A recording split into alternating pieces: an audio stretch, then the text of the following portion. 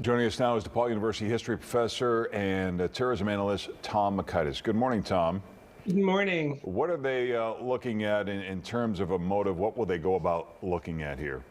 Well, we're operating with a real shortage of information. They will be looking first and foremost at the background of the suspect. They'll be searching his residence, digging into his Twitter and Facebook accounts if he has those.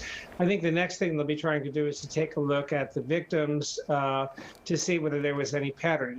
Did he single out any particular profile of individual? Doesn't appear to be the case, but they'll be looking at that. They'll be interviewing witnesses to determine whether he said anything very revealing or not. And of course, they'll be questioning him very closely. Tom, we spoke with a reporter in Boulder earlier this morning, and he mentioned that in his 12 years reporting there, he had seen a number of mass shootings, including, of course, Aurora and also at an elementary school. So I guess the question, that every time this happens, it's what can be done to prevent something like this from happening again, yet it continues to happen. Well, I think one of the things that needs to be addressed, and nobody really wants to, is the issue of gun control. It's far too easy to get these assault-style weapons, these high-capacity magazines. We don't know the details of the weapon he had, but there was reference by one officer apparently to an AR-15.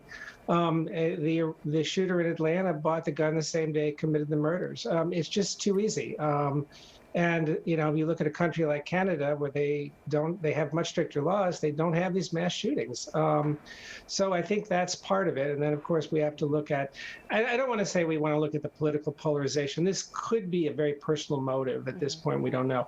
The shooters will go in, they'll kill one person, they just lose it, and they start shooting everybody. And well, that was part of my question, Tom. Is the definition of what we consider terrorism, is that changing when you see things that maybe weren't political but now are political, whether it's vaccinations or conspiracy theories or so forth?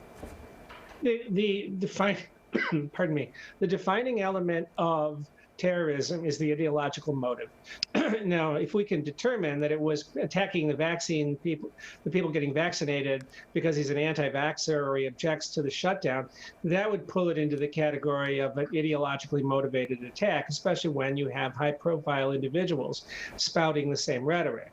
If he was simply angry at the store or a particular person he was targeting, it's a terrible tragedy and it's a mass killing, but it doesn't move into the category of terrorism. The motive is everything, which is why we are, waiting for what the police can tell us about that. All right, Tom Mockaitis, thanks for joining us this morning. We appreciate it. Thank you, Tom. Happy to do it. In other news.